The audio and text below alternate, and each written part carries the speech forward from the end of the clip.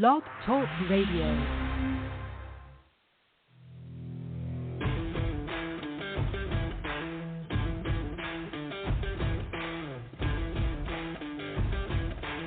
The following broadcast is brought to you by the iGolf Sports Network. Golf Talk Live is sponsored by the iGolf Sports Network and Golf Tips Magazine. Here's Andrew to tell you more about our sponsors. iGolf Sports is a live stream broadcast and media production company providing quality programming designed to attract the golfing enthusiast. And Golf Tips, the game's most in-depth instruction magazine, including reviews on the latest equipment, tips from top teaching professionals, all designed to help you improve from tee to green. Welcome to Golf Talk Live with your host, Ted Odorico. Join Ted each week as he speaks with some of the best in golf. This week's special guest will join us a bit later. But first up is another great discussion on Coach's Corner. So let's introduce tonight's Coach's Corner panel. All right, good evening, everybody, and once again, welcome to Golf Talk Live. I'm your host, Ted Odorico, and we've got a great show for you tonight. We're going to be starting off with another great discussion on Coach's Corner here in just a moment. And then a little bit later on in the broadcast, I'm going to be joined by this evening's special guest, Brad Adams. He is the founder and CEO of Bloodline Golf. He'll be joining me on the second half of the show, so I'm excited to have him tonight and have a great conversation with him. Don't forget, every Thursday evening from 6 to 8 p.m. Central here on the blogtalkradio.com network, we are live.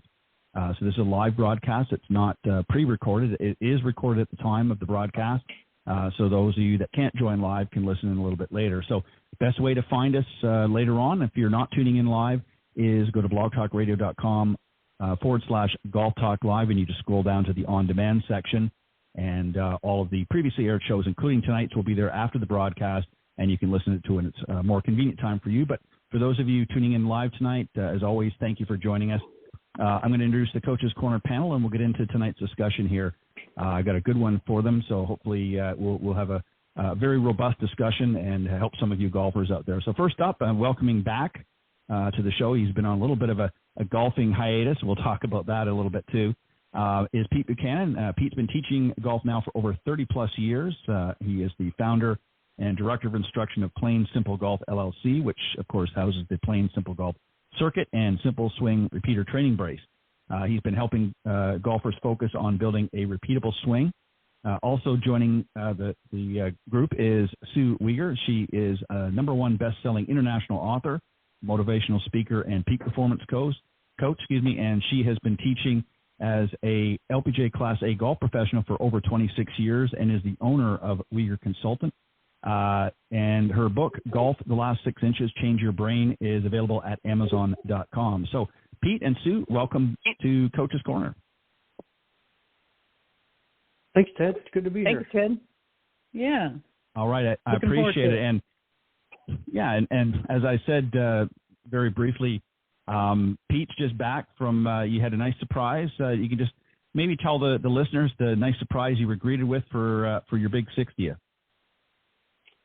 Well, my wife and kids put together some golf trips throughout the rest of the year.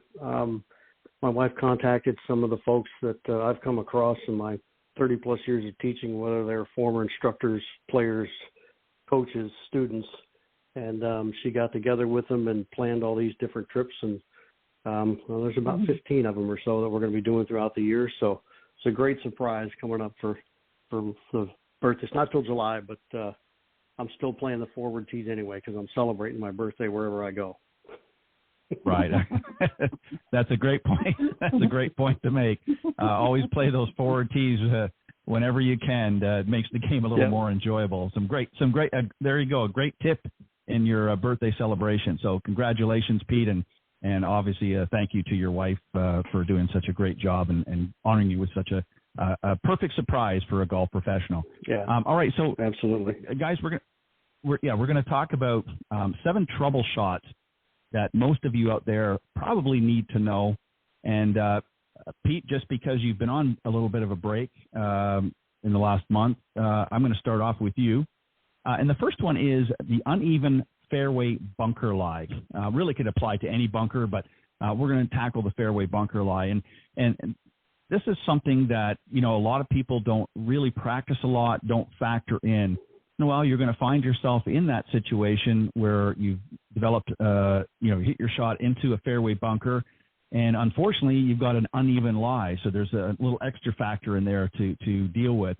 Talk about some of the steps that are needed to be that a golfer needs to take. And I know we don't have the benefit of visual here, but as best you can, sort of talk about what we're trying to achieve here in order to make sure we make good contact and get the ball out of this situation. So the uneven fairway bunker lie. Go. Well, I think the first thing you're always going to have to consider is what is the lip of the bunker in front of you and what loft of club are you going to need to get over it. That's always going to be the first consideration. We're always inclined to want to look at the distance first, but you've got to get over the lip that's in front of you. So if it's not too deep, then you're going to be okay with that.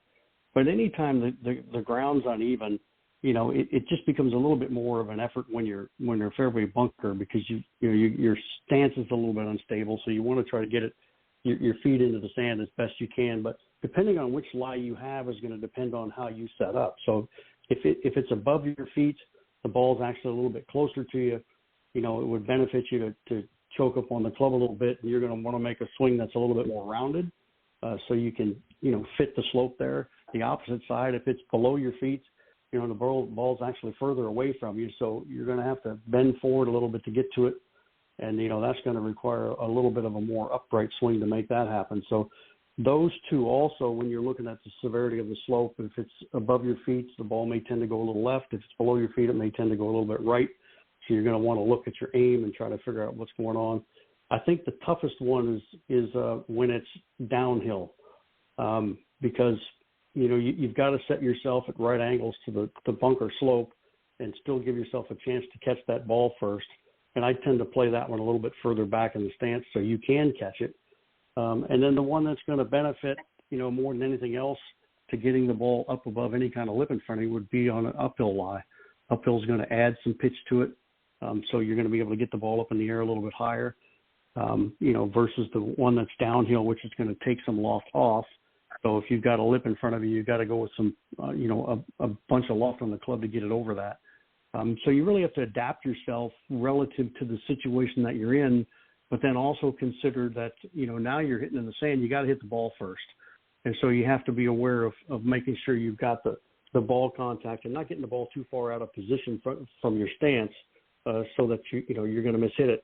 But I would also say too, you probably want to take this, a little bit less than what your full shot's probably going to be. Just get it back in play, get it down the fairway. It's unfortunate that you hit it in a fairway bunker, but then on a bad lie to boot. So, I would just try to get, a fit to the situation depending on which slope you have.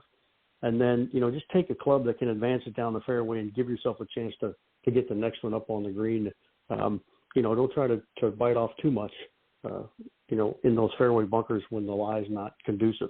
They're hard enough as it is when the lie's flat. So it's, you want to just make sure that you get yourself down the fairway as best you can. Yeah, and that's well said. That's some great advice because, again, what you want to really, the key, I think, with any tough lie, and particularly something like this, is you want to set yourself up to make the shot as normal as possible. And I know that seems like a little bit challenging in some cases, but you need to make appropriate adjustments. But the first thing is that you pointed out, I think, is so paramount, is you need to really assess the situation.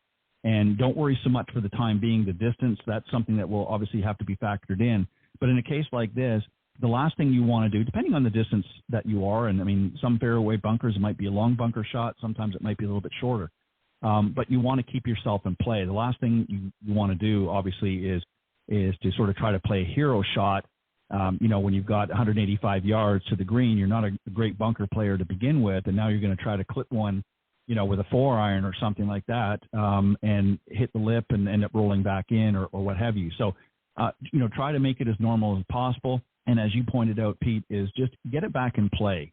Unless you know and are confident you can make this shot and get it on the green or whatever the situation is, that's one thing for some of you more skilled players. But for some of you high handicappers, I would much rather you take a club to ensure you're going to get over the lip and just get it back in play, get it out in the fairway, and try to maybe lay up to a yardage that you can maybe go in with a full wedge shot or something along that line. So great, some great points that you made, and And I think you hit everyone right on the head.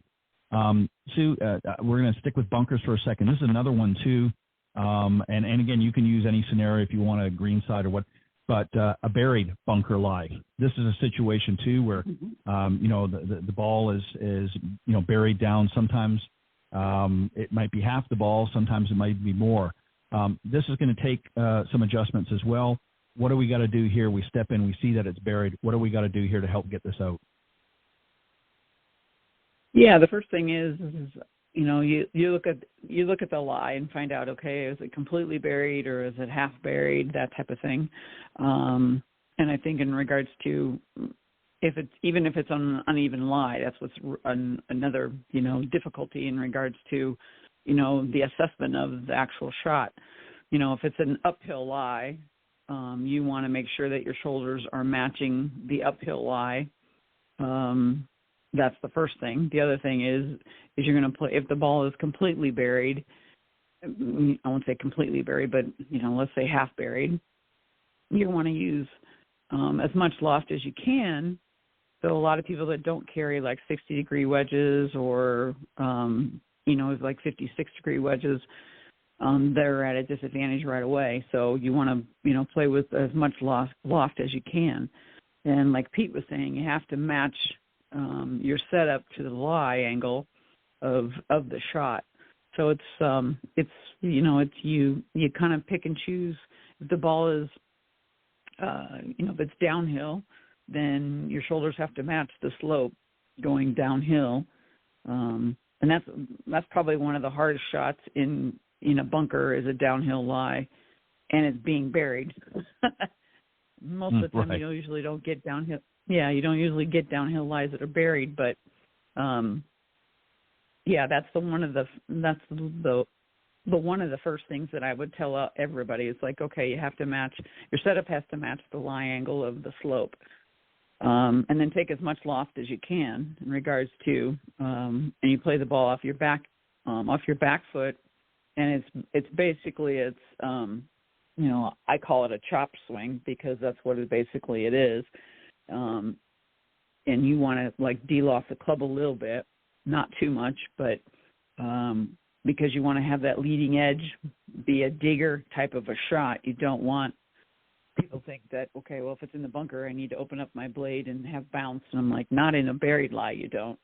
You want to use the leading edge so that it digs and it pops that ball up and out of it. So that's what I would tell people is like, okay, assess the lie angle of it. Is it going uphill? Is it going downhill? Is it side hill? Just like Pete was saying, is like you have to match the slope of the shot that's in front of you. And a lot of people don't do that. They just kind of like, well, it's buried, so I'm just going to like chop it out of there. But you want to make sure that your setup matches the slope of the hill in the bunker. Well, if it's like I said, side hill or uphill or down, downhill.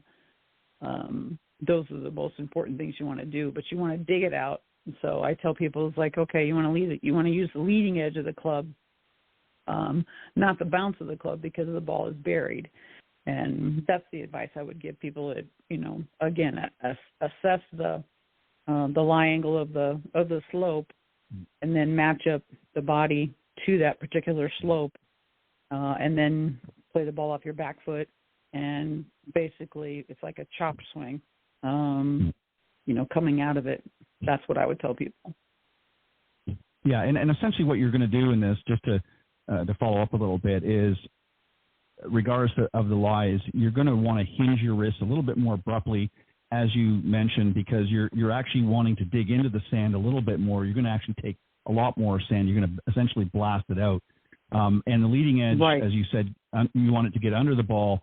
One of the things that, as you pointed out, what you don't want to do in a case like this when it's buried, regardless of how much, is you don't want to open up the club face. In fact, it's better to have it square. And in some case, if it's really buried, you might even want to slightly close the club face a little bit because, again, you want the club to basically dig down and you're blasting the ball. You're going to take a lot of sand out. It's really what you're trying to do is pop it out of the bunker and just get it back into play because you're not likely going to be able to control the shot because of the amount of sand. So you're exactly right. Follow the slope. As Pete pointed out in his bunker, keep the club face either square or maybe slightly closed, depending on the depth that the ball is sitting in. And regardless of the lie, you want to be able to bring that club, hinge your wrist a little more abruptly in the backswing, and as you follow through, almost thump it into behind the ball. And again, the follow through is going to be very abbreviated in most cases. Again, you're just trying to pop the ball out, and that's why if you watch a lot of the pros, you'll see them do that, where they just sort of pop it out. You'll see a wall of sand come out, and then the ball will sort of pop out. And there's not going to be any back spin or anything, because you're not actually going to be able to make contact with the club. So, with the club face rather. So, well said. I think we got that one as well. Pete, I'm going to come back to you, and this is one here, again, that people find themselves particularly around the green, and that is a deep, rough chip. So, it's great when you had a nice lie to chip the ball and get it rolling and whatnot, but sometimes you plunk into that deep rough around the greens or just off the greens, and it might be sitting down a little bit. It might be sitting up depending on the sit, but in most cases it's probably going to nestle down in that deep rough.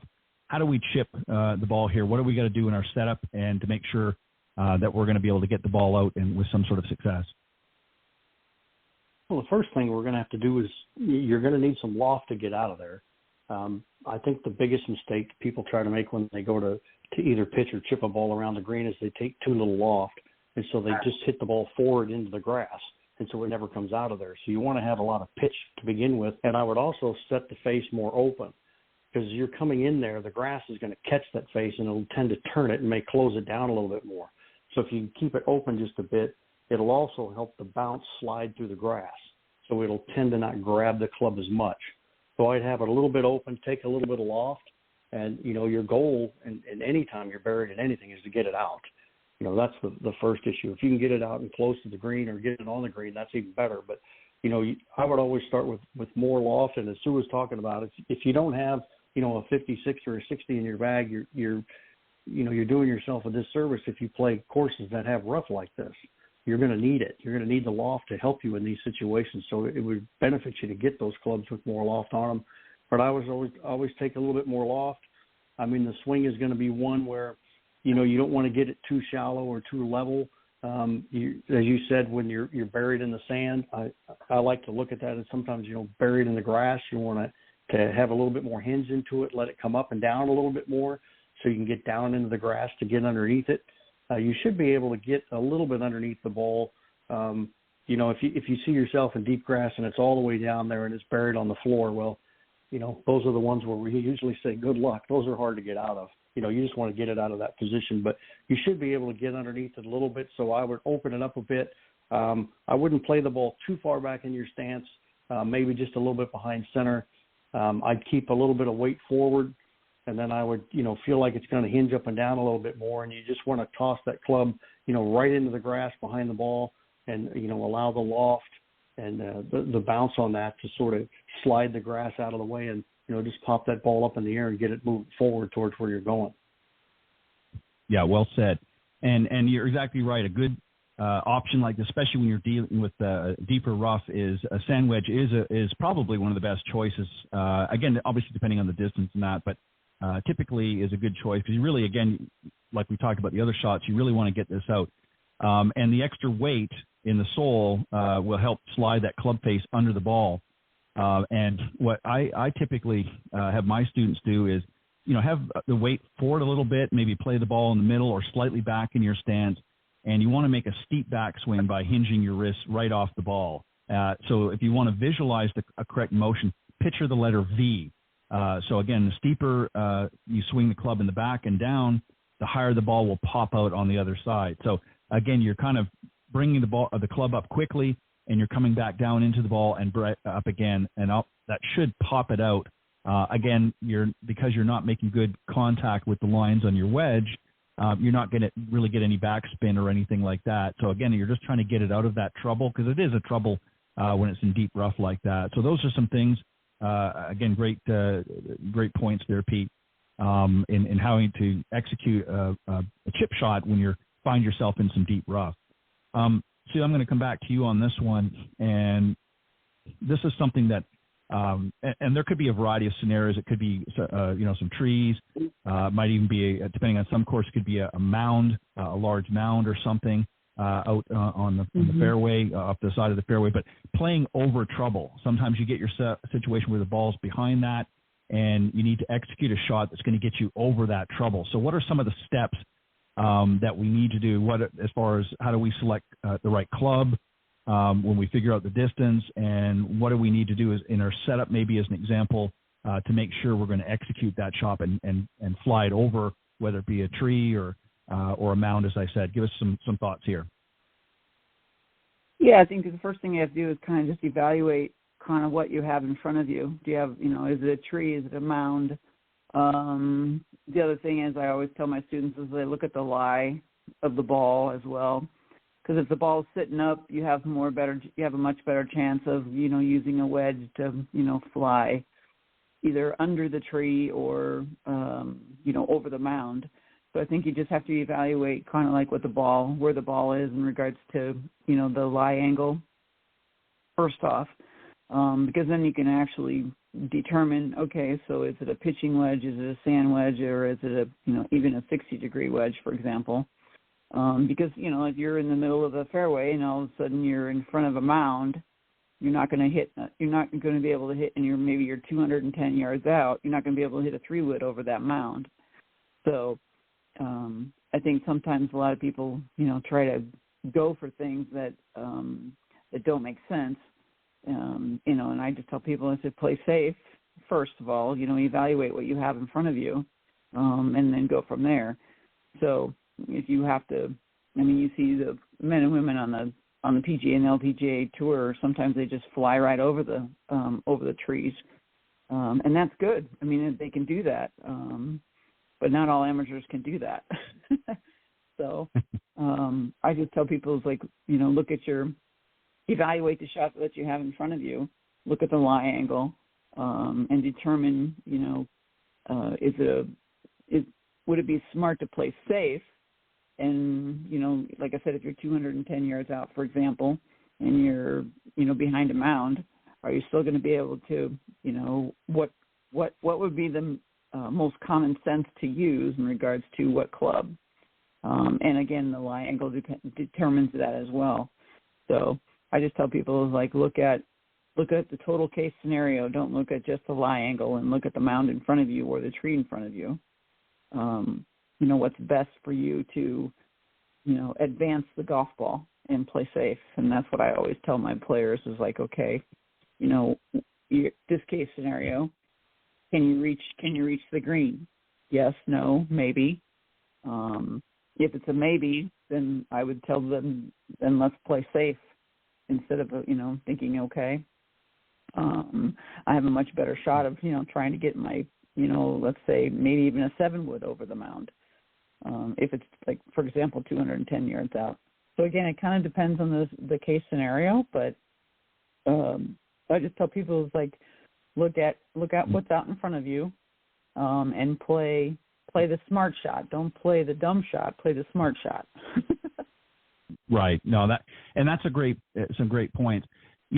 Really what you want to do in any situation like this, if it's a standard shot, it's for the most part, depending on your skill level, a pretty simple decision. But when you're faced with something like this, what you have to do is you have to look at a number of scenarios. So, if you're a reasonably good player, and what you want to do is play the highest percentage shot that you're capable of hitting. So when you talked about looking at the green, the distance from the green, okay, if you're a good player and it's not a huge mound and you're pretty confident you can clear that mound and get it down to that green, then that might be, with a high percentage of success, then that might be a shot you might want to risk. But if you're only going to get that shot 30% of the time, then that's a higher risk. So then look at your next option. Maybe it's just advancing it, getting over the mound, and again, setting up for another shot that you're going to successfully hit, getting up to that wedge distance or getting up to another club distance, and look at what's the percentage of me, getting up and down from here in that situation. So you want to evaluate always your situation. And one thing when you're going over, just touch real quickly on trees, is how close are you to the tree?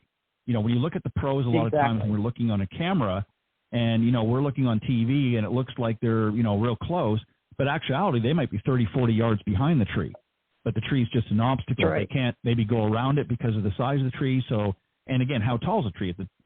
If the tree is, 75 feet tall and it's bushy and, like a live oak, they're not probably going to go over that if they're up close to it. So, they're going to look at other options, right. And we're going to talk about one of them in just a moment. But so, yeah, you have to assess the situation. But more importantly, once you have done that, you have to assess your ability, factoring in a number of different options. What's the best option for you? And what, if you've got three options and let's say one's at 30%, one's at 50%, and one's at 70% success rate, the smart play is to go the one with a 70% success rate. You might end up losing a stroke in the long run, or might just lucky to make par, but that's the shot that you want to play, is the one that gives you the highest percentage of success. Otherwise, you're just running the risk of turning what could be a decent score or saving par to now a double or even triple bogey shot. So that's what you have to factor in when you're doing that. Pete, we're going to flip it around here, and now we're going to talk about going under trouble. So obviously we're going to exclude the mound out of here. We can't go under the mound, but it could be tree or some other obstacle on the course that we might have to go under. What do we need to do here to set things up correct? Well, I think the first thing you need to look at is if you're going to hit it lower, you got to have some lower loft. I think a lot of times people will take too much pitch when they're trying to go underneath something. They end up pitching it right into the tree branches or whatever they're trying to go under. So make sure you have a little bit less loft on it. And the other thing you want to do in these situations that I get a lot of my players to do is I take more like a three-quarter shot, but not as much pace, because speed will create lift. So if you swing it real hard, you're going to lift it higher up in the air. So we try to take maybe a little bit more club, take about a three-quarter swing that's going to dial the pace down, and that way you can get the ball to fly lower coming off of impact. You can move the ball back a little bit, but I wouldn't move it back too far, so you can still catch it fairly solid. But I wouldn't play it forward in the stance because that's obviously going to let it lift up in the air. So, a little bit behind center would be fine. But, taking a little bit less loft, even if you really need to get it lower, you could set the handle forward and maybe de-loft it just a little bit more. But then I would take, a swing that's about three-quarter length and one that is about three-quarter speed. And that way you can get a little bit more, contact onto the golf ball, but keep the ball flying down lower so it doesn't fly so high. I mean, I grew up in Kansas, so, we didn't have to hit it under things other than the wind when I was growing up. So we had to learn how to hit these shots like that. So we did that quite often, where we would take, a little bit more club, take a little bit less swing, and that way we could keep the ball down lower and we wouldn't lift it so high into the air. So that's the thing I would look at. First off, situation is, getting it underneath it, making sure you have the loft that's going to make that happen. And then also look at, the direction you're going and is there a safe area for you to hit it to? Sometimes you can't get all the way to the green because you can't carry it far enough. So if you're not going to be able to carry it far enough hitting it that low, then where's the safest place to leave it so you can play the next one? So you always have to look at that too. A lot of times it's about leaving the shot that you're hitting in a certain place rather than always trying to get to the green. Where can I put this ball in the best situation so that I can play the next shot? And I like what Sue was saying. She was talking about, some of the dumb situations. I always heard a double bogey, which is 2 over what you normally shoot, is a bad shot followed by a dumb one. So you get in a bad situation and then you totally cleave it up by doing something you shouldn't do. And so you have to be very critical thinking in these situations to make sure that, look at the situation, get the right loft to hit it low enough, get the ball back in your stance a little bit, shorten the swing down, slow it down, and then, from there, making sure you can pull it off like you were talking about, get the percentages right, and then, where am I going to leave this? If I hit this, I can only hit it about X number of yards. Where's the best place for me to leave it, or is that too far? Maybe I should, leave it a little bit shorter so I have a better shot on the next one. But, yeah, always trying to work ahead instead of playing from behind. Look at where you're trying to put this ball and, what's the best situation for you to leave it in so you can play the next shot. Yeah, well said. And I always look at it. We talked about last week on the panel. One of the questions was, talking about playing from the green back to the tee. And sometimes I think if you look at a hole from that perspective, is thinking of, okay, if I'm on the green, where do I want to play my approach shot? And I look back on the fairway and I think for a second, especially on a course that you play a lot, you're familiar with how the course and that particular hole is laid out. And instead of thinking it from the tee shot right away, let's think about on the way back. So where do I want to be for my approach shot, and then work from the next shot back?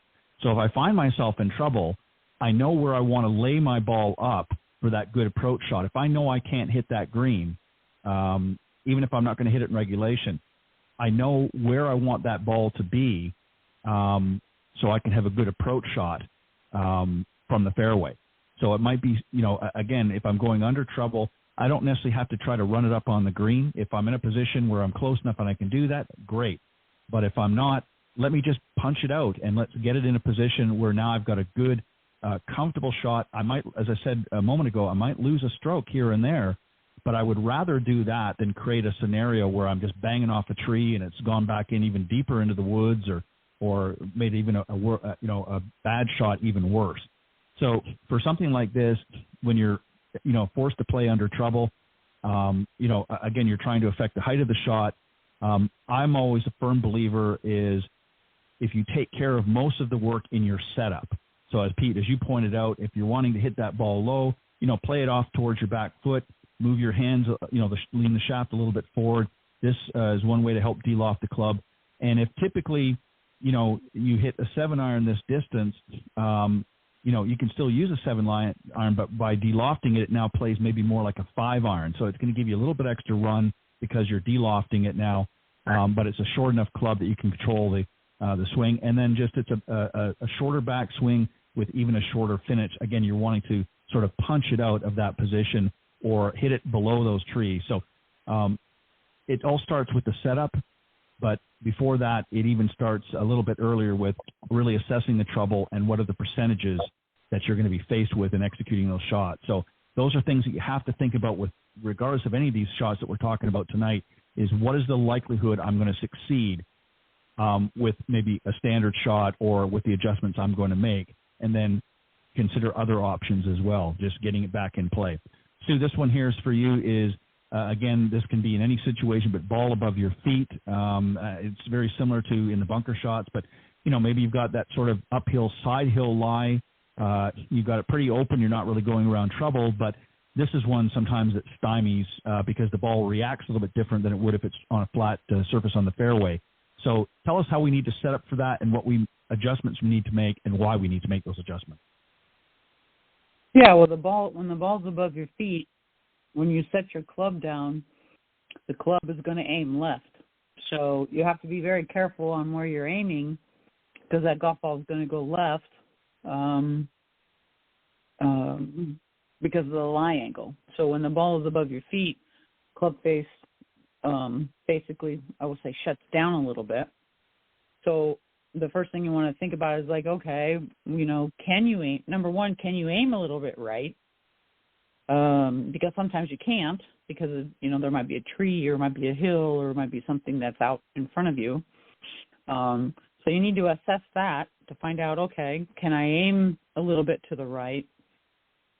And the less loft you have, the more curvature you're going to get in. So if you take, let's say, a 6-iron versus a 7-iron, your 6-iron is going to go further left than your 7-iron because it has less loft. So you have to assess that. So you look at, okay, think about it this way, like, okay, how far am I out, from the green, for example, and then look at the direction that you want to go and the yardage. So when you are looking at the golf ball above your feet, you actually have to stand up a little bit taller because your posture, if you're bending over too much, you're gonna dig that club into the into the hill, for example. So you want to make sure that you have the right posture to match the slope going into the shot. So again, depending on where you're at in regards to if you're in the fairway or let's say you're, off the fairway and the ball's above your feet, what's the yardage that you're going to go to? Because when you're standing, like I said, when the ball is above your feet, the ball's going to go left. So you want to look at the yardage. It may be, like, again, depending on how far you are away from the green, that golf ball is going to go left. But you always want to assess, okay, what's the yardage that I have here? And then, set up your posture so that your posture matches the slope. Because too many people, they think, well, I just have to take my normal posture when the ball's above my feet. That's not true. You need to stand up a little bit taller because the ball's above your feet. So right.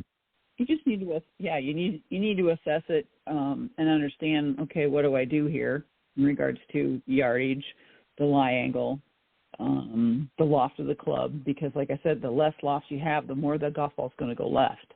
So you want to make sure that, you are taking the right club based on the situation that you're in, the situation at hand. So that's what I would tell my players.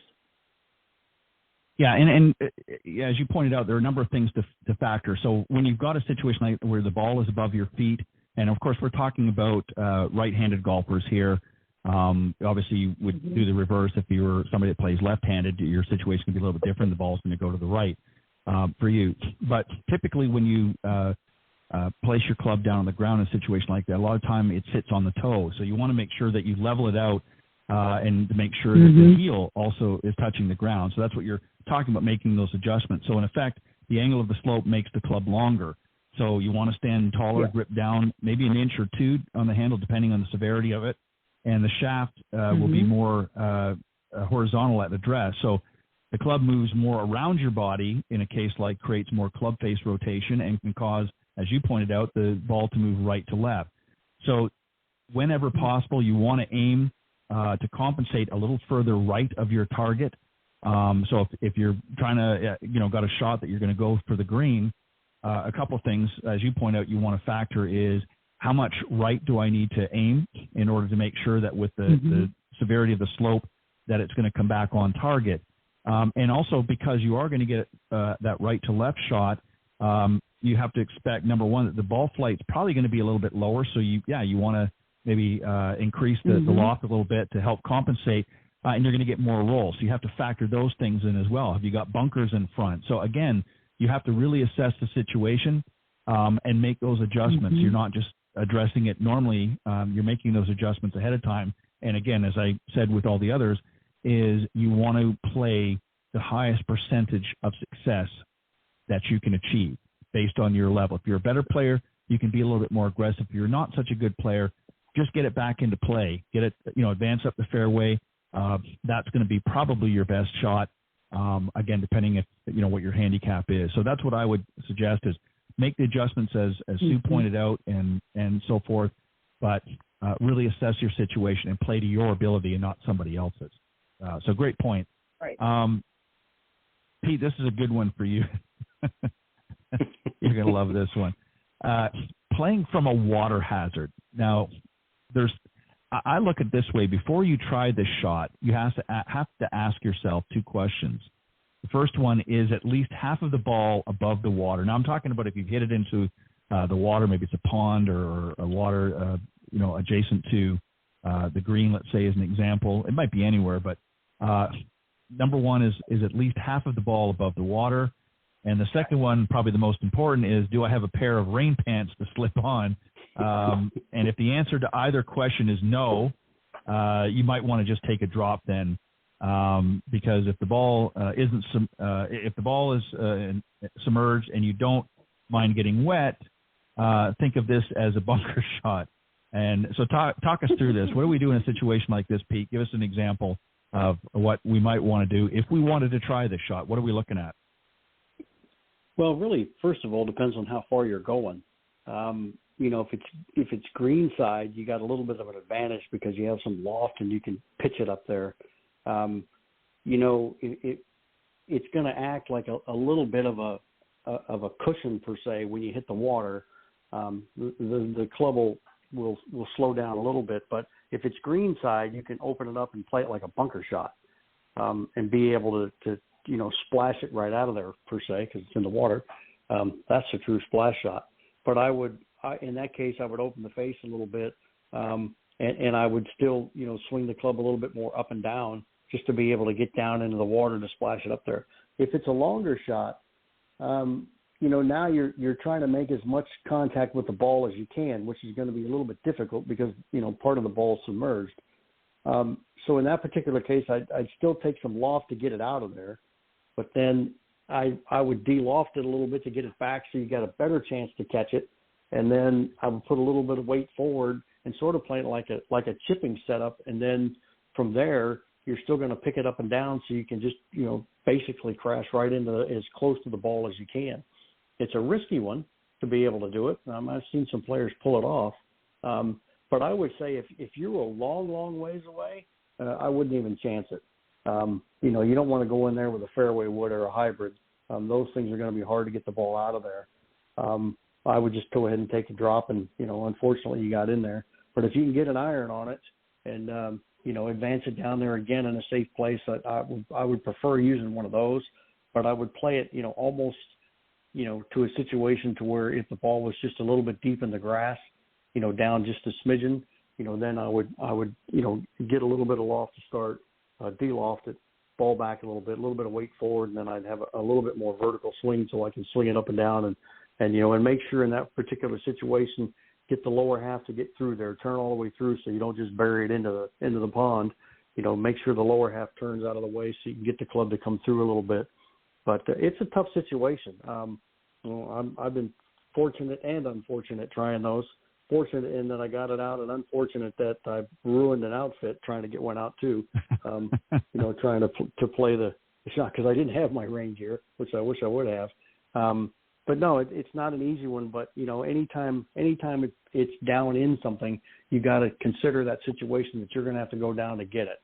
It's a little bit easier with the water versus deep grass because it's going to move a little bit, but it's it's a little bit too. You have to be very confident because I know a lot of players who have tried these. They're a little gun shy to hit the water because they know it's going to splash all over them. But you have to set your sights up and say, okay, I want to do this. But just make sure you can have an angle enough that's going to get you down to capture as much of the ball as you can. Yeah, that's well said. I'm thinking to myself, I'm laughing a bit for a couple of reasons. This is a type of shot, and again, it really goes to kind of the theme that I've been trying to lay out here. Is obviously these are can be challenging shots for even some better players. But if you're a really high handicap, if you're a 25 plus handicap, this is not a shot that you want to be trying. Maybe if you're just out having fun and there's not a lot of people on the course that day, which doesn't happen very often, and you want to try to execute this shot for fun just to see if you can do it, go for it. But if you're not a very good player at best of times under best circumstances, this is really kind of a silly shot. And for those of you in the Florida area particularly, if your ball goes in the water, I don't care if it's sitting up or not, there's some big gators down here. Let me tell you, you don't want to get too close to that water's edge. There's been too many stories. You just have to Google a few and you'll see where, and I've even seen this in the pros where they get out there and you'll see the gator, and hole 17 reminds me out at TPC Sawgrass, where, the gator's circling around the green. They've even had a few shots where he got up on the green. So, those are some other factors.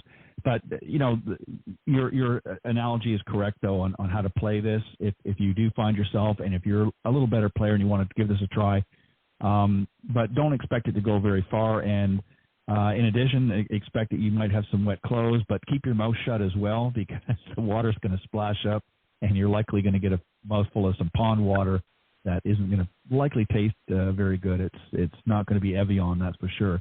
But if you manage to pull it off, maybe one or two of those a year, Pete, I think you'd be a clubhouse legend if you manage to pull one off because it's not one that absolutely too many people.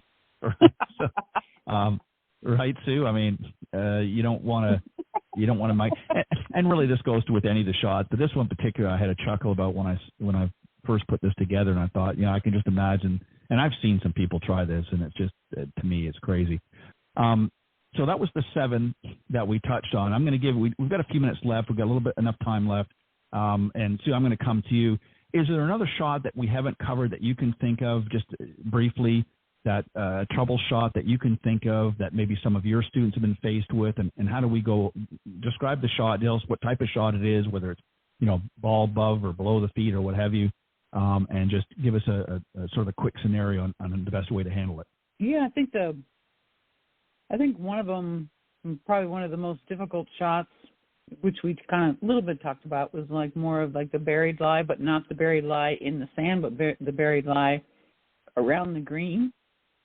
So like a lot of the times where you have, the grass is about, 4 to 6 inches high and the ball is buried. I think a lot of the times, a lot of students struggle about what to do with that shot. And I just tell them, take as much loft as you can, play the ball off your back, your back foot, and, you kind of put the weight toward the front foot, and come in as in a steep angle.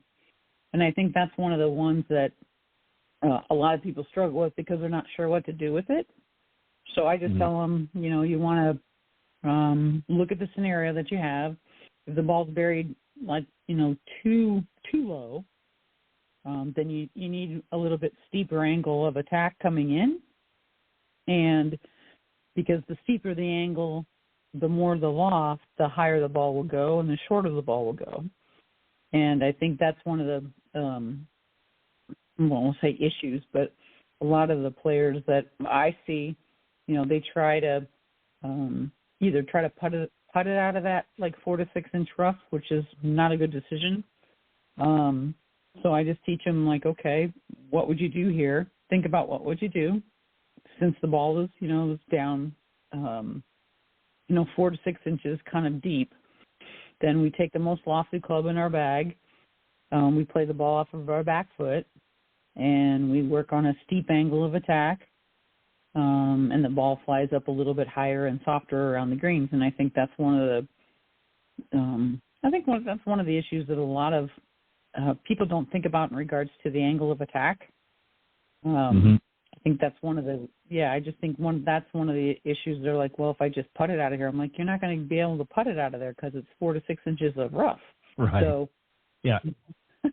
So and that's a good one. Yeah. You need to have a steep angle of attack and have your most lofted club you can, and come at it with a very steep angle, and the ball will pop up and out of it. And sometimes, the problem is you catch the leading edge on the ball, and the ball will squirt across the green. And that's why I just tell them, I'm like, you need to open the club face, let the bounce let the bounce be activated, and let the loft take over rather than the leading edge. And I think that's one of the issues that a lot of people don't really understand in regards to when they think, well, if I open the blade up, then the leading edge is going to go a little higher. I'm like, that is true.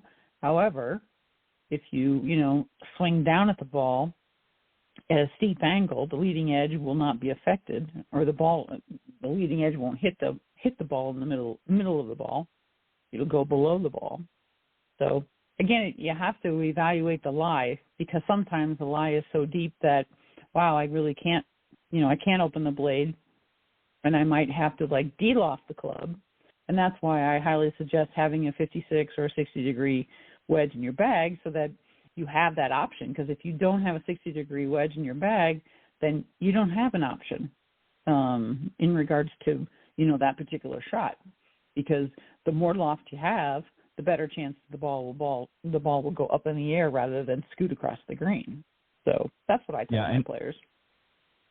Yeah, and even with shots where you're in deep rough and you're not really close to the green, again, a lot of those factors apply. Obviously, you may not use a 60-degree wedge, but if you're in the rough, let's say 150 yards out, again, you have to be able to get that ball out, and, your options are limited if you want to be successful. So you really have to assess the situation. Pete, what about you? A great one choice. Thank you. Sue. Pete, what do you think? What's another one that you maybe have some of your students get faced that we haven't touched on tonight?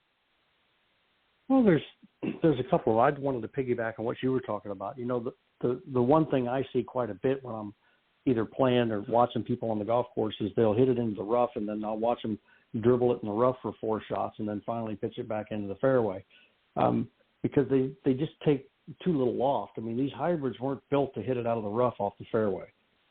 They're just going to drive the ball further into the grass. So you always have to make sure that, get enough loft to get it out of the situation you're in first.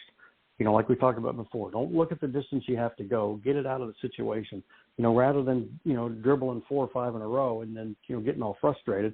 Just take, if it's a 6-iron distance, take a 9-iron and just pitch it down the fairway and then hit your next one on the green. Get something that's got some loft on it that'll get it out of there.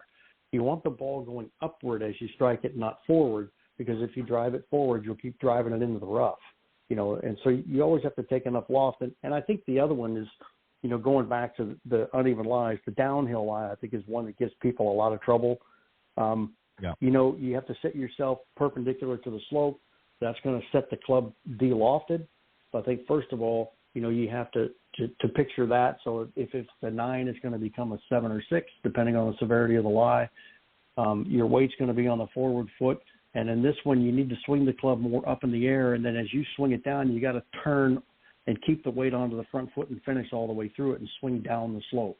I see a lot of people hit, bladed shots or lateral shots off of this because they try to swing the club, inward or around them like they normally do, but off a downhill lie, that's just not going to work.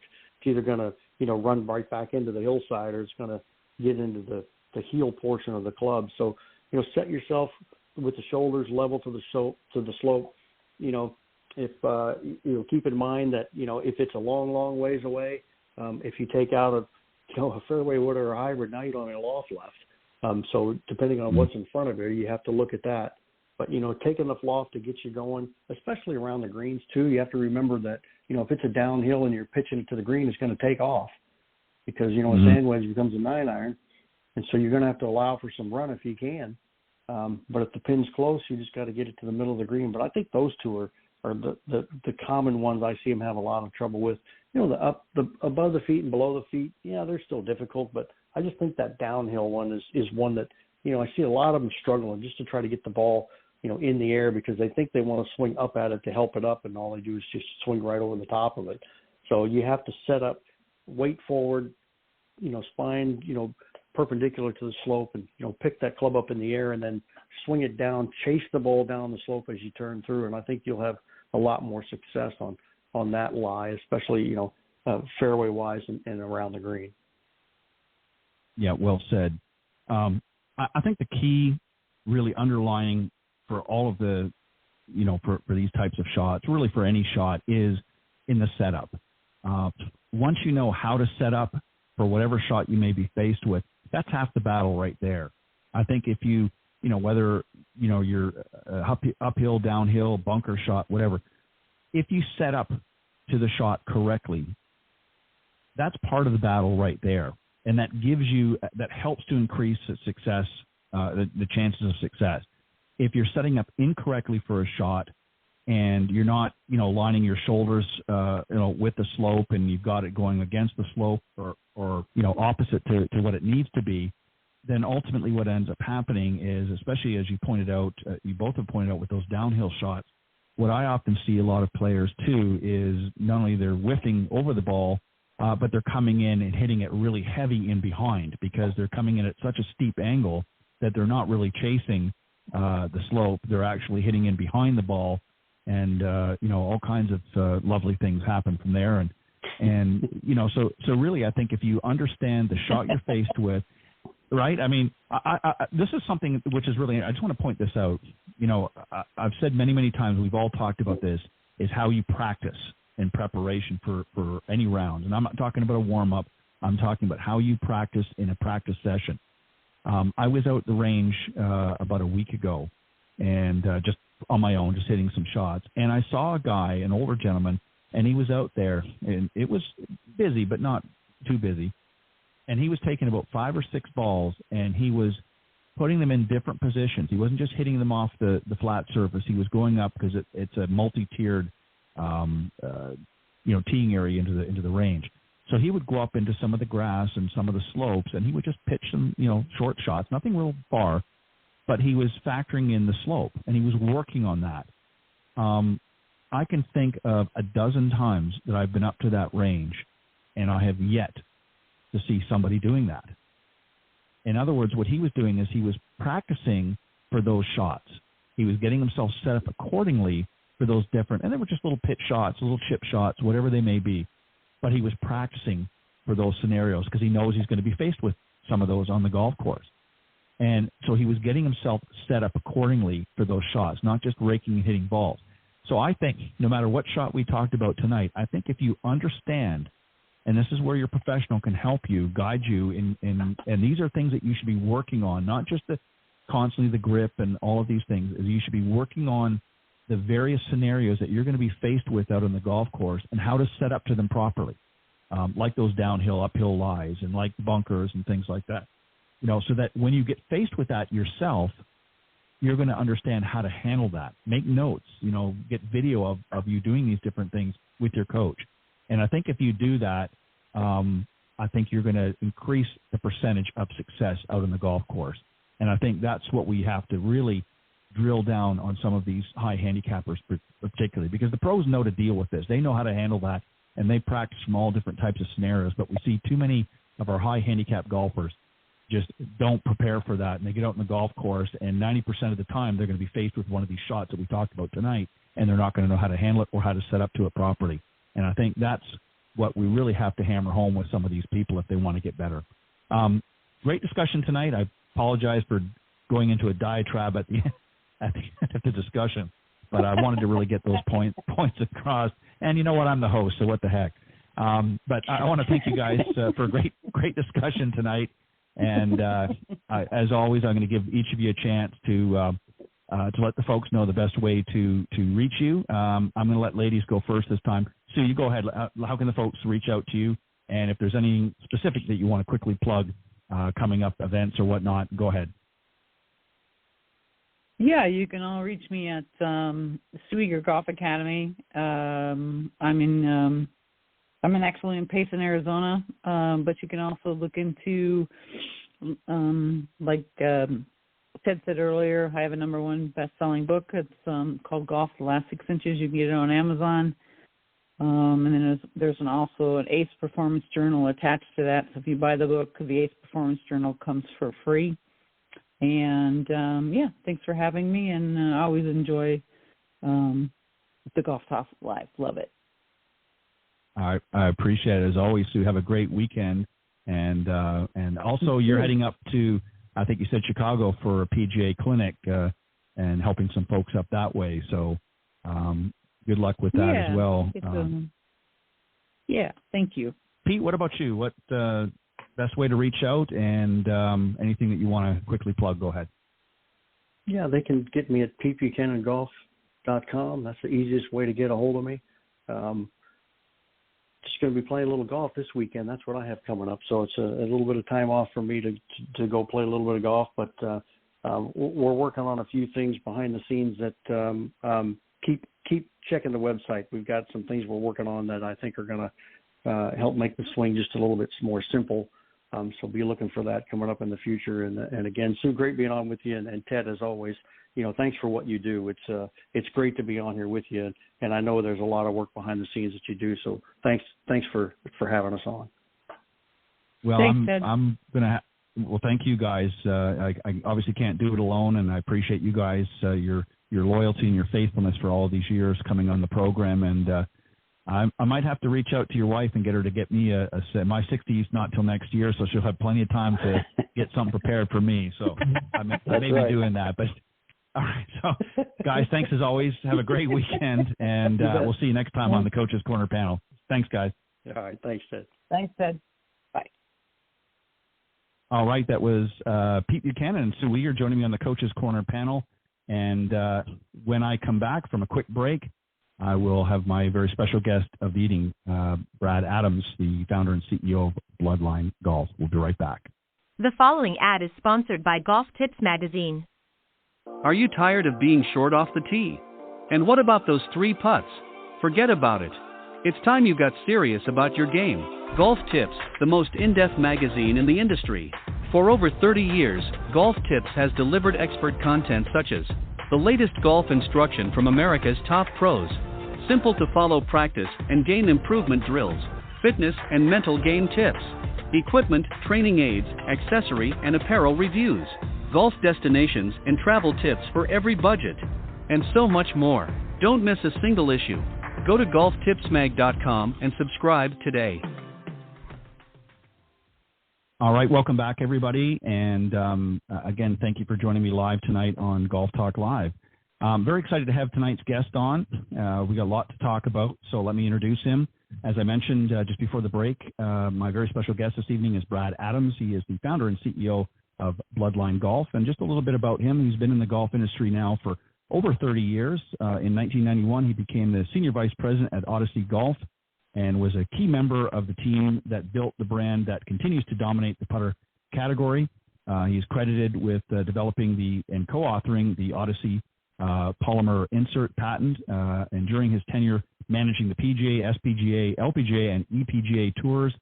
Odyssey, of course, saw over 200 players win more than 100 events, including multiple majors. And at his time with Odyssey, he started a new venture, the Never Compromise Putter Company, which had more victories on the major golf tours in its first year than any other putter brand in history. And now, as I mentioned, he's got a new venture going, Bloodline Golf. So let's bring on Brad Adams. Hey, thanks, Good Ted. evening, Brad. I appreciate that. Not a problem. Yes, I can hear you just fine. So I just wanted to give a little history. I know we're going to talk about Bloodline, but I wanted just to give the folks a little bit of your background. I know there's so much more history to you, and we can certainly unpack that as we go along. But I just wanted to give them just a little bit. So talk about, if you don't mind, and this is something I like to ask everybody when they first come on the show for the first time. Talk about some of your earlier golfing memories. When and where did you first play the game? When did you first take it up? Your age and how did it sort of come about?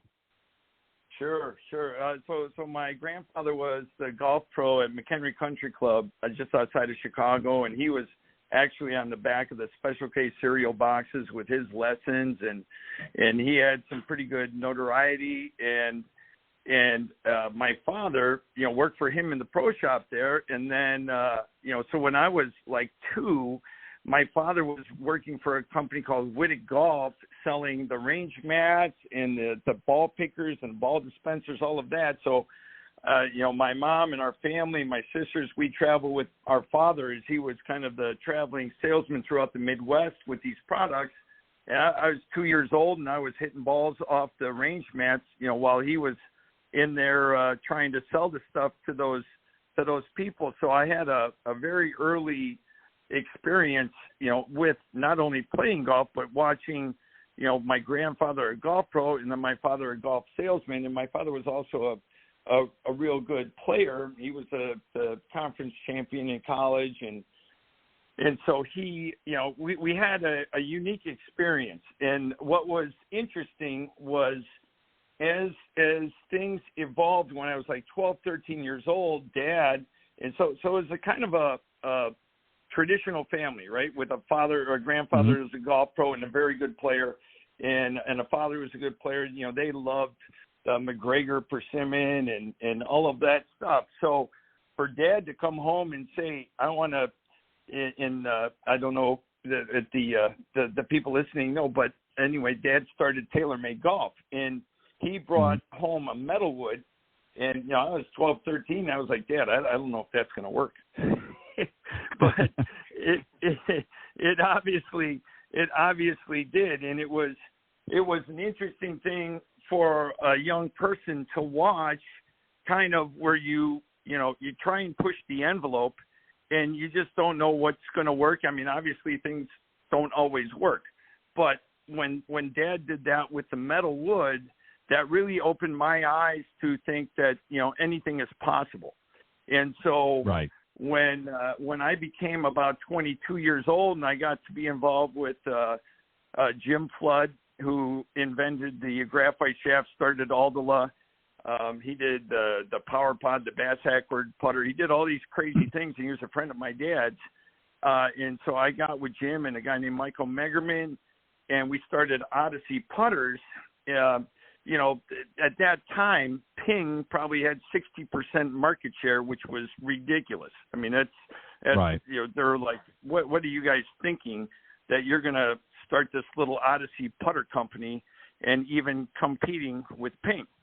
And so what initially happened was, you know, we had an all polymer head with lead weight in the middle of it.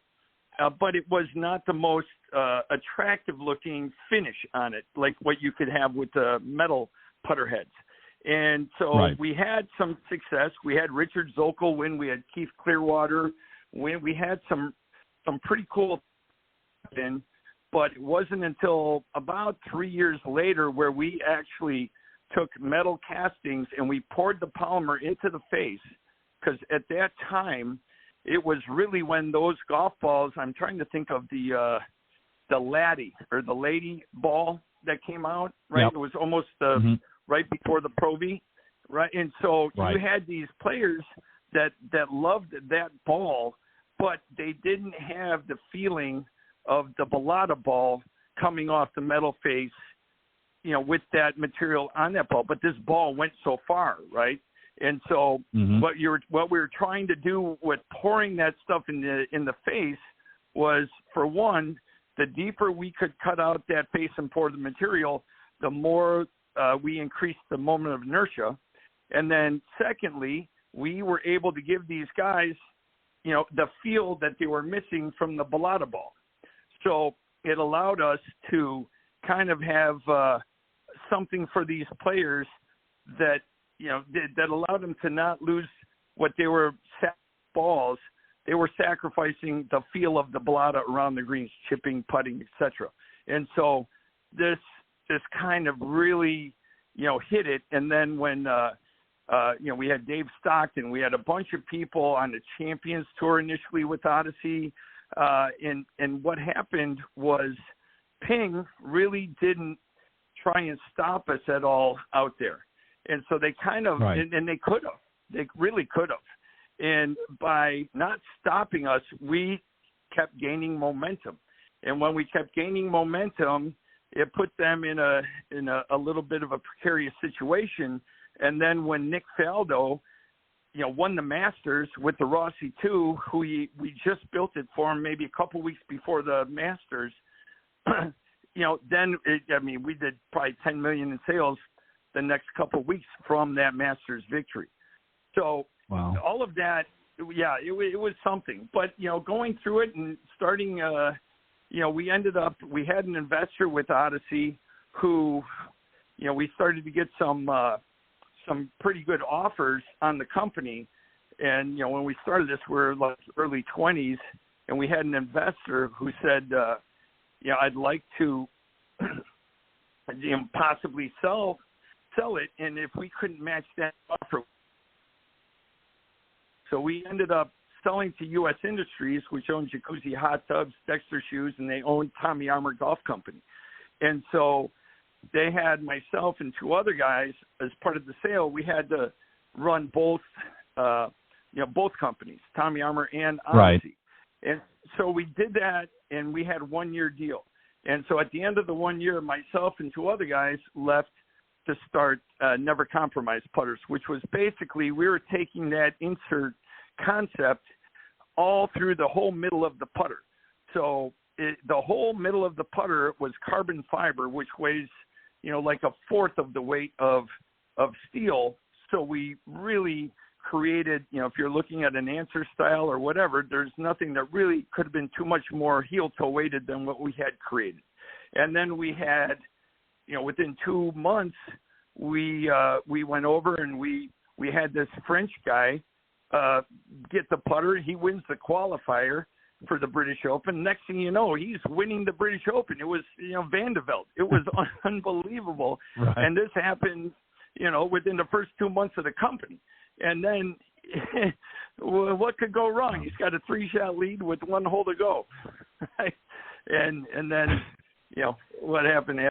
But we were very fortunate, and we had, Hale Irwin won a ridiculous amount of putters tournaments. We had Julie Inkster. We had Kirk Triplett. Yep. We had Nick Price. Price won the first tournament ever for us on the PGA. So it was a really interesting experience from watching TaylorMade start. And Lee Trevino, and he's like, Lee, you got to try this club. And he told my dad, Gary, you're crazy. I got struck by lightning at Butler National, and there's no way I'm going to use a metalwood. So, but what ended up happening is Lee ended up becoming a TaylorMade endorser, and he probably made more money on TaylorMade metalwoods than any player ever, because he had like a royalty deal that my dad did with him. So that was a bit ironic, but but I've also seen a lot of things that you think you set the table perfectly for equipment and sales, and it doesn't happen. So it's a tricky. The equipment industry is a tricky world, and the thing I've always loved about Bloodline was I spent so much time out on the tour working with the players, and really, for the most part, with the technologies, you're paying all these tour players, or you're working with all these tour players to validate the technology that you have. And what I thought with Bloodline was, especially when we go and do demo days with somebody and we get them to set up to the putter, we get them all set, and then we say, okay, let go of it. And they're like, what are you talking about? Well, let go. And then it's like that aha moment, and they can get behind it and see what their perception versus reality is as far as where they're aligned. And that's something that, working with the tour players through all these years, that was a common thing. Hey, Brad, get behind me, hold my putter, let me see if I'm aimed where I think I am. And so that was pretty cool to be able to have something that every player, we don't have to have a tour player to validate that this person can see what the putter can do for them. Right. And what you're talking about, just to let the folks know, for that maybe you're not familiar with what you're referring to, is you're talking about the stand-up technology. Tell them a little bit about what you're referring to. I know it because I actually, when I was at the PGA show this last January, I actually was looking at Bloodline putters and was demonstrated. It was just very, very – so just explain to the folks a little bit specifically what you're talking about. Sure. So the thing is, and what's interesting, before my dad started the metal wood or TaylorMade, there were metal woods, there were driving range metal woods, there was that a metal headed driver, right? But there was solid aluminum, and TaylorMade kind of created the investment cast hollow shell metal wood, right? So you had so much more sweet spot because of that. And there were, and this is nothing against him. There's a good friend of mine, Roger Evans, who invented the original stand-up putter years and years ago. But it was, it was almost the size of a frying pan. That's why it stood up. So because of the evolution of the carbon fiber and the strength, we were able to create a shaft grip combination that weighs like maybe a gram an inch. And what that does, that allows us to have an Odyssey or a Titleist or a King or a tour-sized putter head that stands up. And that was the difference of Bloodline compared to all stand-up putters in the past. And the proof is, Adam Svensson won his first tournament with a Bloodline putter. It's hard to, when you're competing against all these companies that sign these guys, you can't always keep them in your stuff. But that was what Adam won his very first tournament with. Vijay Singh. Vijay Singh has won 3 tournaments on the Champions Tour. I mean, this is one of the greatest players of all time. He's won 3 tournaments on the Champions Tour. All 3 tournaments on the Champions Tour he won were with the Bloodline putter. Ernie Els. Ernie Els won his first tournament on the Champions Tour with the Bloodline putter.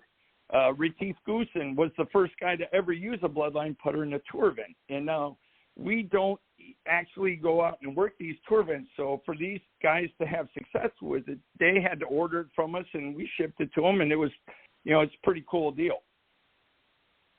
Yeah, and but that was, but that was it. It was really, the technology was having touch points on the sole of our putter, and then such a strong, lightweight carbon fiber shaft that allowed us to do that.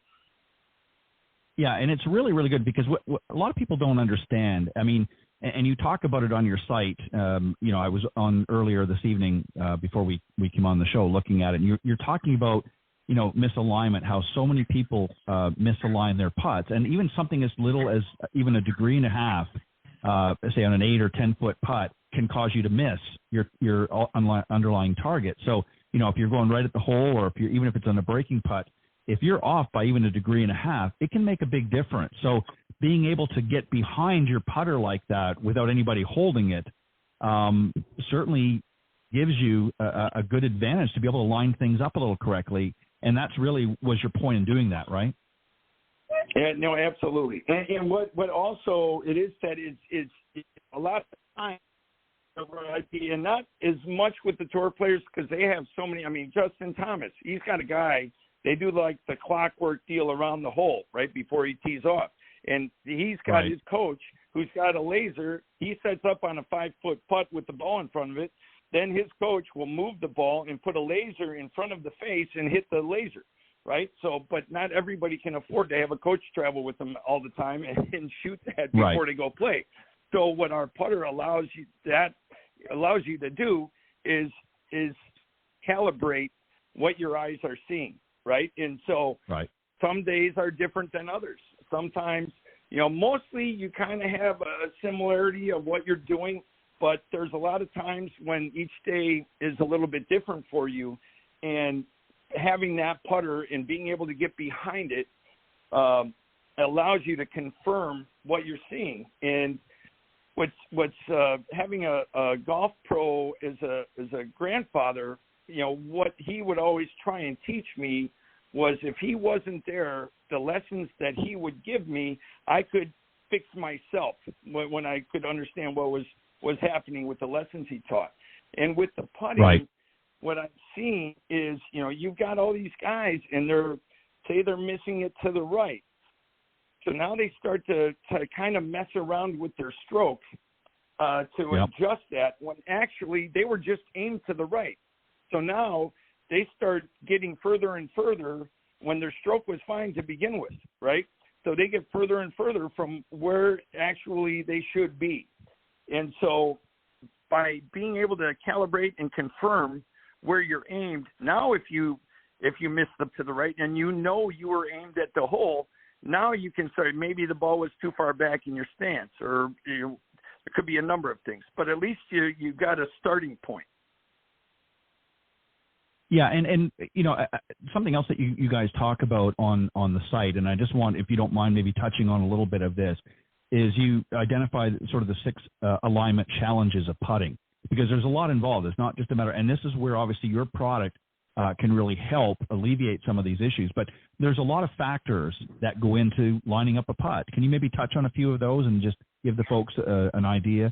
Because obviously this plays into what you guys have uncovered.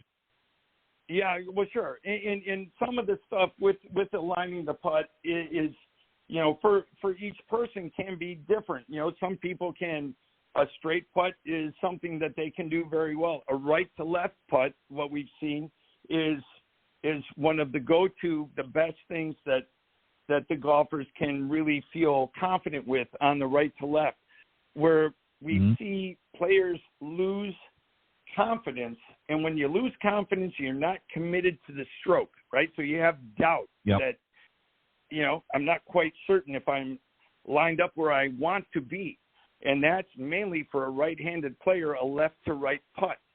So you have, and depending on the slope of how they're standing, that accentuates it. If you are able to, get behind that putter on that left to right putt and say, okay, I know I'm aimed where I'm trying to aim. Now all I have to do is be committed to my stroke, and and then hopefully you've got the right speed, because obviously there's It's not just alignment, and that's definitely not what we're saying. But right. But alignment, if you can't get the alignment and you can't hit it where you're trying to, that makes it, you're going to get real lucky if you can make that putt. And so the part of what we're trying to really get to the golfer is, if I'm 2 degrees flat with my 34-inch and 2 degrees flat, then if I let go of the putter, because we have a lot of people, because of the chamfer on the sole of the putter, they're not quite sure if they have their hands where, if they were fit by their pro or however they were fit, if their hands are in the position, right? Because of that beveled sole, the toe might be up in the air a little bit, or the heel, etc. So by having something that is consistent, it allows you a better chance to repeat the hit of the putt. And by being able to, strike the putt in the center of the putter face is incredibly important, because it dictates how that roll is, right? And you've seen some things maybe back in the day when Retief won the U.S. Open with the C groove putter, right? So you had those grooves on there. And back in that day, you could get that ball rolling so much faster with some of these different technologies. But if you have a guy like Tiger, and Tiger tried some of this stuff, it's like when you hit 20,000 shots a certain way, and for example, like if you're chipping off the side of the green with a 5-iron, you got a long chip, so when you hit that chip with that 5-iron, it's going to check a certain way every time.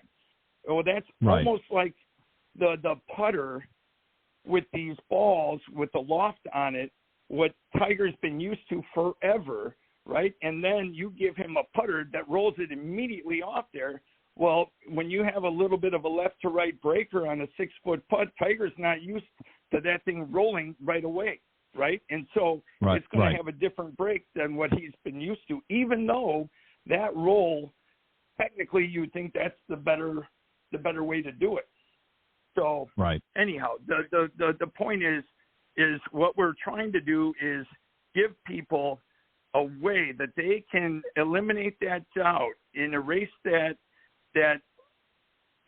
little deal in their head, so they can be committed to the stroke, and at the same time they know they are set up exactly how they should be set up, whatever that was, how the pro set it up or whatever, but they know they are consistent with what they're doing. And once they work with that, there's no reason that they shouldn't become a better putter. Yeah, and that's you raised some really great points, and I wanted you to go down the path that you did. So thank you for doing that, because this is an area that I see as a teaching pro. I mean, I've been teaching now for 30 plus years, and what I see with a lot of students is, obviously, as we know, the short game is the scoring part of the game. I mean, you can hit your driver as pure as you want, but you're only pulling that out, maybe 12, 13, 14 times at the most on any golf course. Whereas your putter, you're playing on all 18 unless you hole out. So your putter, you need to be very proficient. And what I see so many times is, and what I really liked about your product when I was looking at it at the show, is the fact that it's in the same, your hands are in the same position every single time. Once it's been, fit for you and so forth, and you stand that up, get behind, look at, line things up, and then you go to, address the putt, your hands are in the same location every time. And you'd be surprised, well, you wouldn't be surprised, but, listeners would be surprised if they went out on, any, given practice facility and watched the average amateur with other putters, how sometimes their hands are a little higher on sometimes a little lower. It's not consistent. And then they wonder why the putts are not consistent. Right? Right. And it's so hard. I mean, to really, when we had this deal, and so I was out working with tour players before Bloodline, and I'm talking major champions would be, because I'm out there working with them on putters. Hey, where am I lined up? And it was so crazy to see how far off some of these guys were on, maybe a 15-foot putt or something. These are the best players in the world. But overall, the best, I would say, top amateurs and top, club champions, where they gravitated towards on our putter was what you just said. When I set up to the putter and I know it's set to my specs, I just feel confident. I'm not worried. Hey, is the toe up? Is the heel up? Am I set up? How I should be. It just eliminates that. And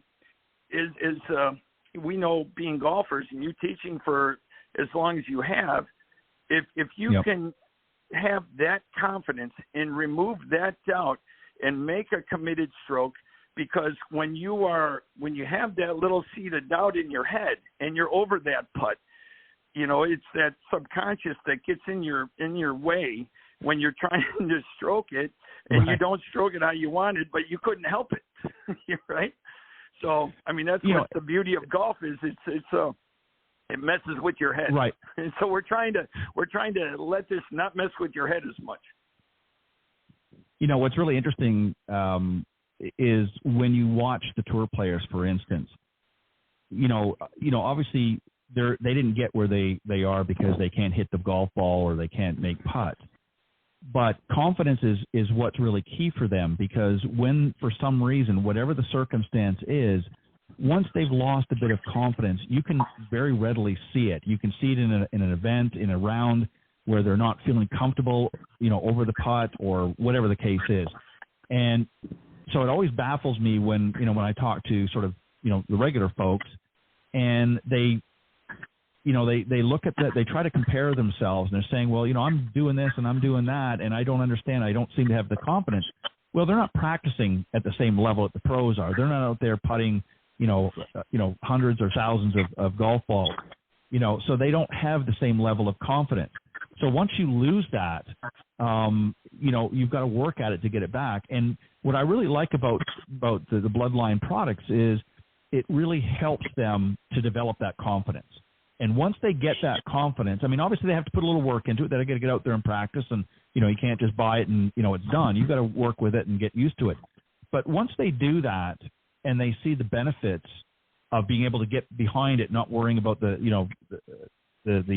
putter falling over or whatnot, and they can line their putts up, and then they know when they step up to it that the putter's in the right position for them, then it's just a matter of executing the stroke. And hopefully, as you said a little bit earlier, is that they've got the right speed. Now, that's a whole different thing, obviously, than what you're dealing with, but at least I always look at it as a golf professional, and I don't know if you had a chance to listen to some of the earlier segment tonight, but one of the things that I find, no matter what shot you are faced with, is if you set up correctly for that shot, that increases your success tremendously.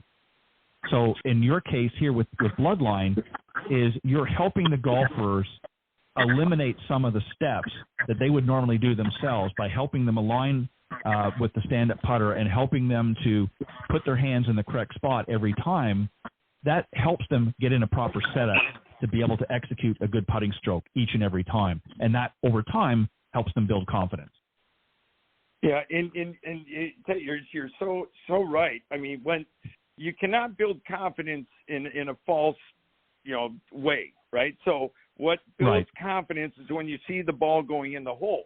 And I can't say the guy's name, but we just had a guy that won a state senior open, a major golf state senior open, who's sponsored by a competitor, but one of the members at his club bought one of our putters, and so he ended up buying the putter, and he won the state senior open with that putter, and the confidence is what he totally attributed it to, and so it really is something in golf that is, and golfers will know when you whether it's on the green or on the tee, whatever in the bunker, if you don't have that confidence, odds are I mean, for you to execute the shot, it's going to be, the odds aren't good, right? And so having that confidence is such a, it can't be overstated, but it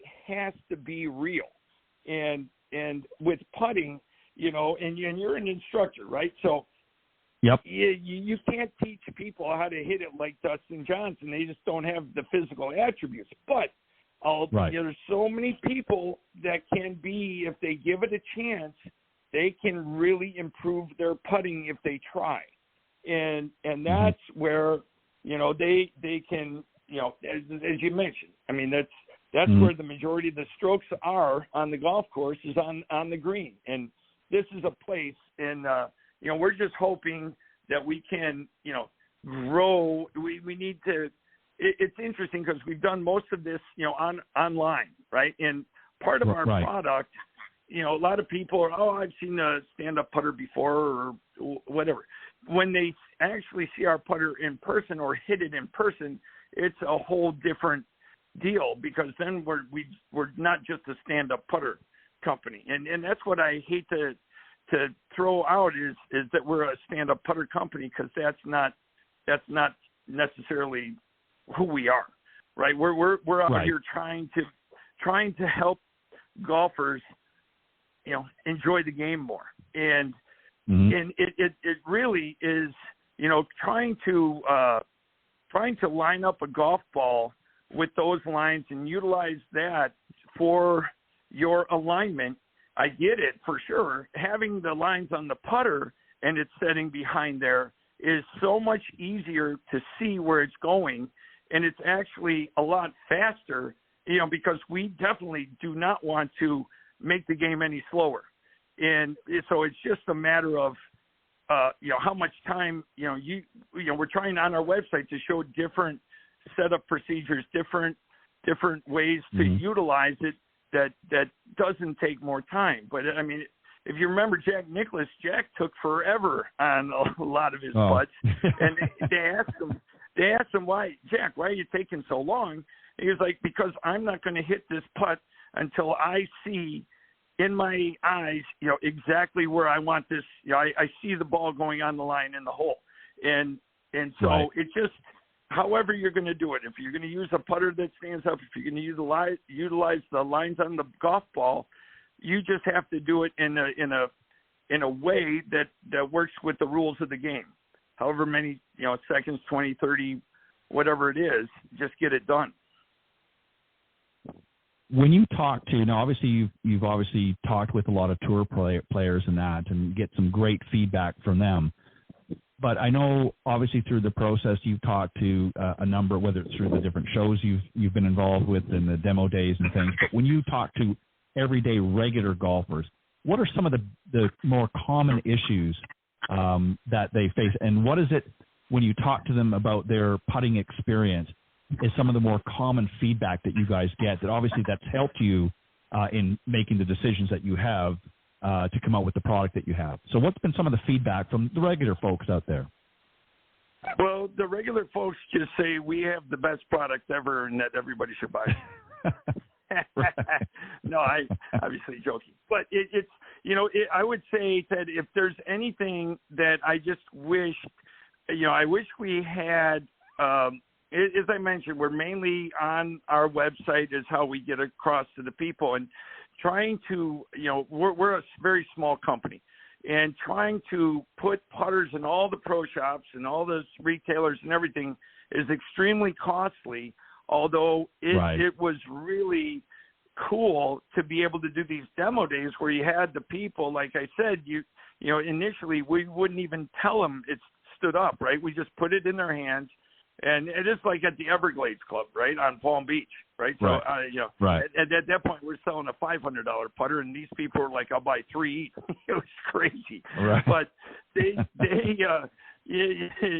but it's, I think, the most,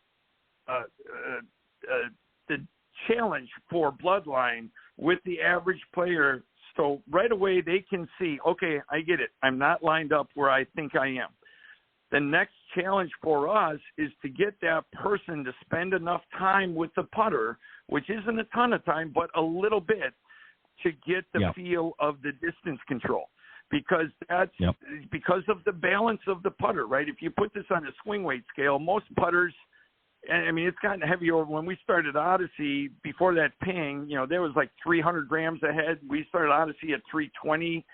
Now the average weight is probably 350, 360. That's just the average. There's definitely heavier.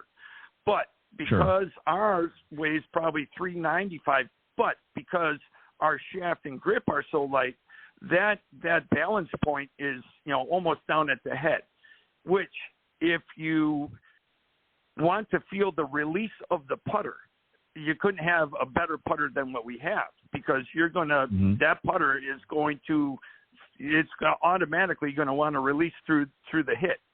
But you have to work with it a little bit just to get the distance control that you're used to with your more traditional, balanced putter head. Well, my response to that would be, Brad, welcome to the club, professionals, because we run into the same problem, as teaching pros. We can tell them and show them and demonstrate, everything that they need to know, in, how to set up, how to grip and all that kind of stuff. But if they don't go out and put it into practice, then it's for nothing. And that's one of the biggest frustrations. I mentioned earlier on the show, on the earlier segment, I talked about last weekend, I was up on the range just, hitting a few balls, just having some fun, not teaching or anything. And I saw an older gentleman going and actually practicing shots on the range, not on the main part of the range, but on some of the downhill and side hill portions, working on a variety of different shots. And I can't count on my hand the number of times over the last few years that I've seen other people do that, practicing other than just a perfect flat lie all the time. And, but obviously that was important to him. He knew that he was going to be out in the golf course. He's going to be faced with that. And it's the same thing for you guys. What really you're doing with Bloodline is you're eliminating some of the steps for them to be able to, line that putt up and be able to do the things and get prepared to execute that putt. And all you're really asking them to do is, hey, let's just work on some of your distance control. And that's a pretty simple thing to do. But you're right. A lot of players, you're trying to make it as simple as possible so that when they get that putter in their hand, you're reducing things to a point that really it's a very simple process. It's just a matter of educating them, saying, hey, we're helping you. We're going to meet you more than halfway, but we need you to meet us part way as well. And that's really what the sales pitch is at this point, right? You're exactly spot on. Like I said, I watched Roger Evans do the original, right? And he actually had Gardner Dickinson, who was one of the guys that started the PGA Tour with Jack and Arnold. He had Gardner out there using it, but he also did a lot of marketing with, and nothing against Dr. J and all these other things.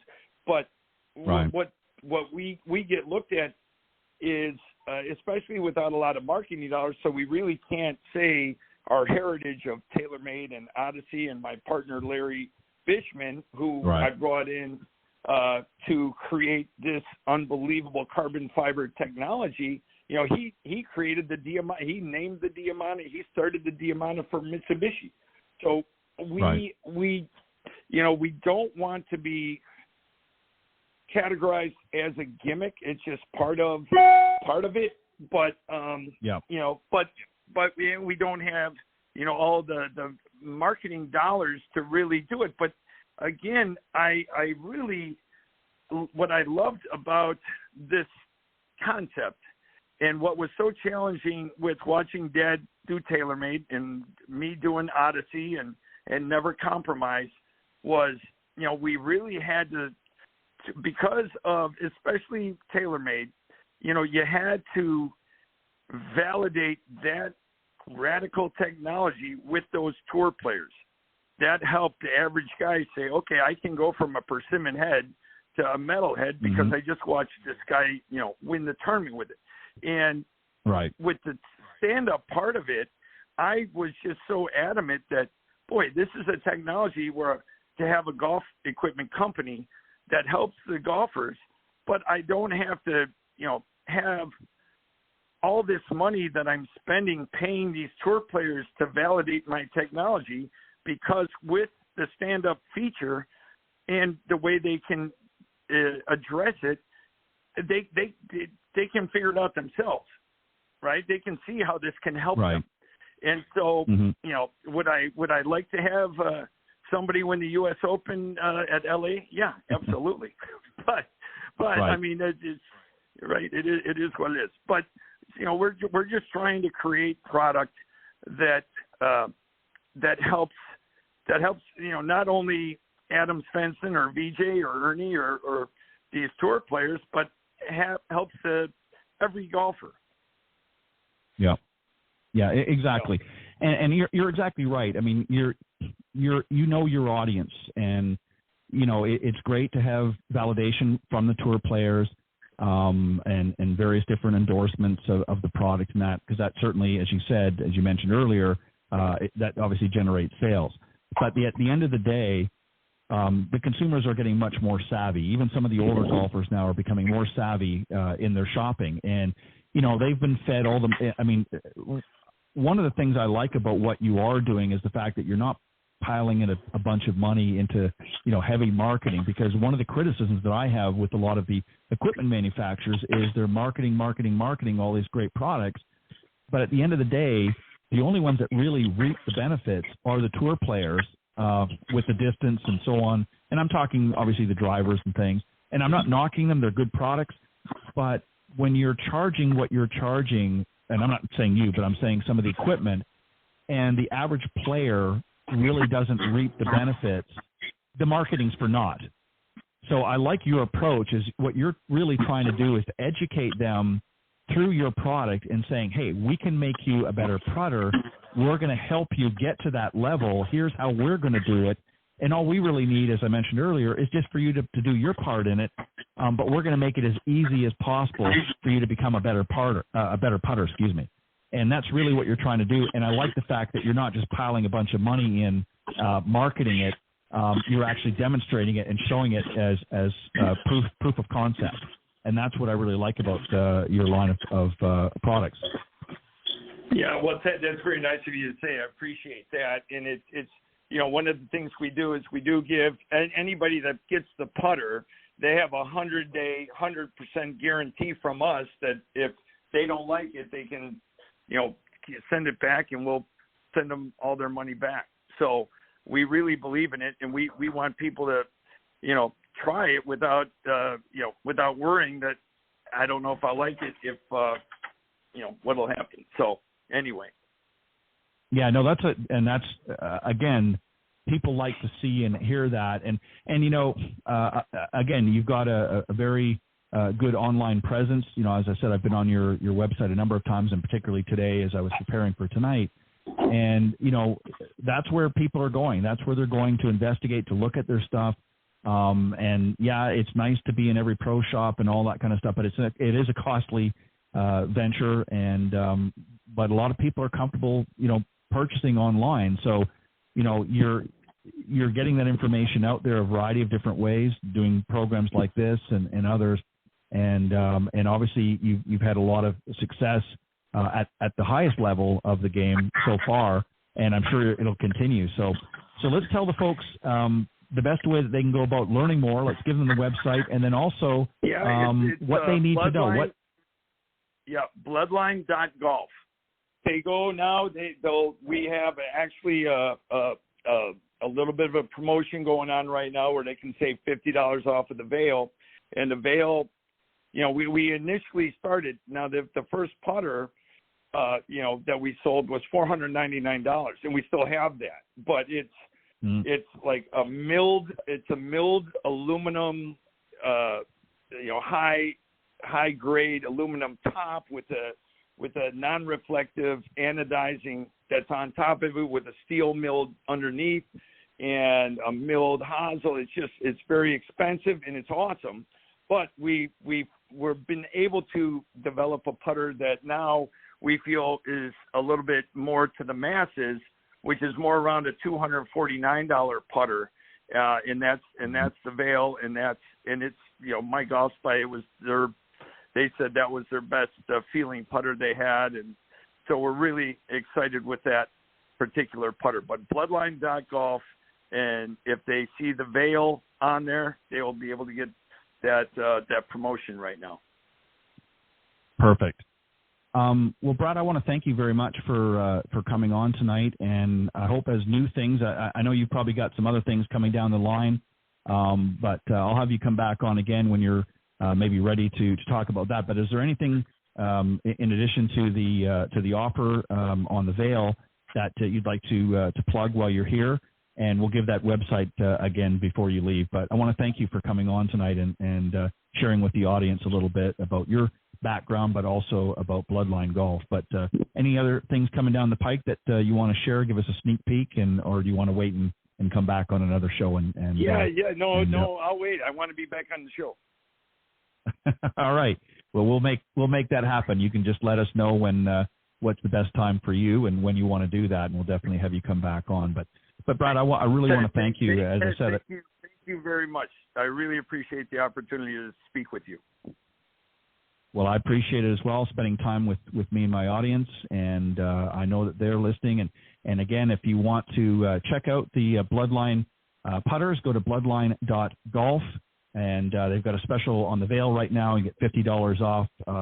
That's running, so you definitely want to check it out. Some great videos on there as well, and a lot of terrific reviews, and you can reach out and contact them right from the website. So, again, Brad, thank you very much for joining me tonight on Golf Talk Live, and I look forward to you coming back on a future program and sharing a little bit more information and maybe some new exciting products that you might be adding to the mix. So, but thank you for spending some time. All right, Ted. Thank you very much. All right. You have a great evening, great weekend. You do the same. Thank you. Bye-bye. All right. That was Brad Adams, one of the founders and the CEO of Bloodline Golf. Again, go to bloodline.golf is the website. And as he mentioned on the Vail putter, they have a $50 off the manufacturer's price. And you can check out all the information, some great videos there. And some great touring professionals have put their finger, if you will, on this as well. And they're essentially talking up some great things and a lot of great reviews. So you definitely want to check that out. Also, thanks again to Pete Buchanan and Sue Eager for joining me on the show and the Coach's Corner panel a little bit earlier on. Appreciate your input always. Just a quick programming note. There will be no show next week, which will be June the 8th. I'm going to be out of the area and heading to Macklemore. I'm going to be joining my good friend John Hughes, of course, who's been a regular. We're going to go up there. He's doing some great coaching up there at Macklemore right now, up in just north of Atlanta. So I'm going to be joining him for a couple of days. So there won't be a show next Thursday, but I'll be returning back on the 15th. But in the meantime, every Tuesday morning, you can join me on the Women of Golf, the other show that I do Tuesday mornings from 9 to 10 a.m. Eastern on the blogtalkradio.com. And you can listen to Cindy and I, Cindy Miller, of course, my co-host, LPJ Professional, and some of the great young women, up-and-coming golfers on the Epson Tour. So make sure you tune in then. Just go to blogtalkradio.com/Women of Golf. But in the meantime, again, thanks everybody for tuning in. We will see you next time here on Golf Talk Live. God bless everybody, and have a great weekend. Thanks for joining us. We hope you enjoyed this week's broadcast of Golf Talk Live. We'd like to thank this week's Coach's Corner panel, and a special thank you to tonight's guest. Remember to join Ted every Thursday from 6 to 8 p.m. Central on Golf Talk Live. And be sure to follow Ted on Facebook, Twitter, and Instagram. If you're interested in being a guest on Golf Talk Live, send Ted an email at ted.golftalklive@gmail.com. This has been a production of the iGolf Sports Network.